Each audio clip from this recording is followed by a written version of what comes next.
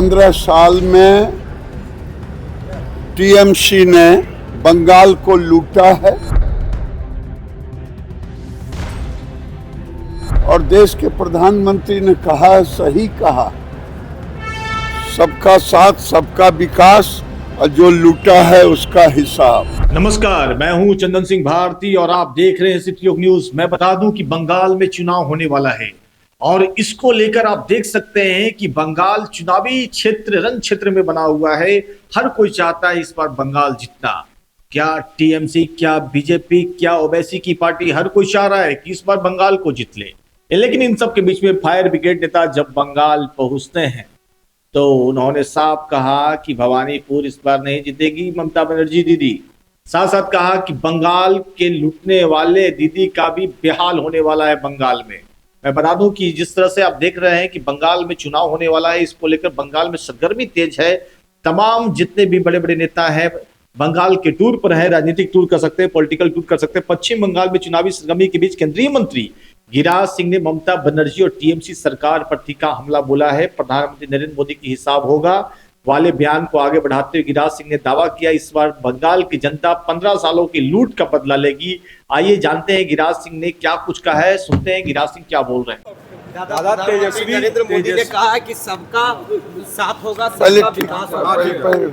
नरेंद्र मोदी ने कहा कि सबका साथ होगा, सबका विकास होगा। जिन्होंने बंगाल को लूटा है सबका हिसाब होगा। बिल्कुल सही। 15 साल में टीएमसी ने बंगाल को लूटा है, इसीलिए न गरीबी पे बात कर, न बेरोजगारी पर। और देश के प्रधानमंत्री ने कहा है, सही कहा, सबका साथ सबका विकास और जो लूटा है उसका हिसाब। ये और जो लूटा है उसका हिसाब भी होगा।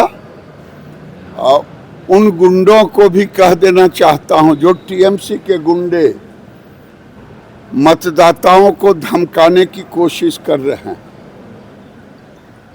गलतफहमी में न रहें।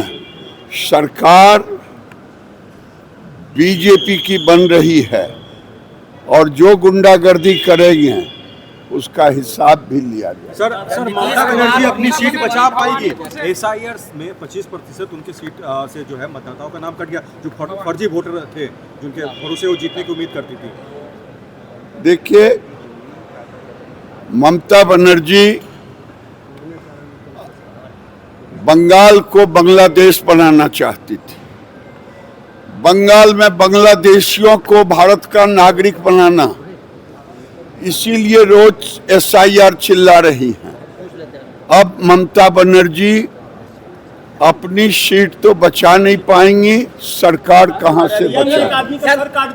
तेजस्वी कह रहे हैं कि लॉ एंड ऑर्डर तो बीजेपी के पास रोनी आचार्य ने बीजेपी को खासकर घेर दी है। दिल्ली चाचा चले गए आज दिल्ली। रोनी आचार्य ने ट्वीट किया है।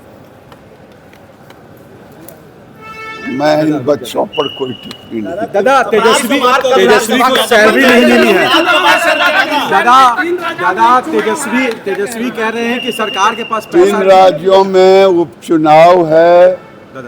आसाम में भारतीय जनता पार्टी की सरकार मेजॉरिटी के साथ बन रहा और केरल में परिवर्तन और तमिलनाडु में भी परिवर्तन की ओर जा रहा है। तेजस्वी कह रहे हैं कि सैलरी नहीं मिल रही हमेशा।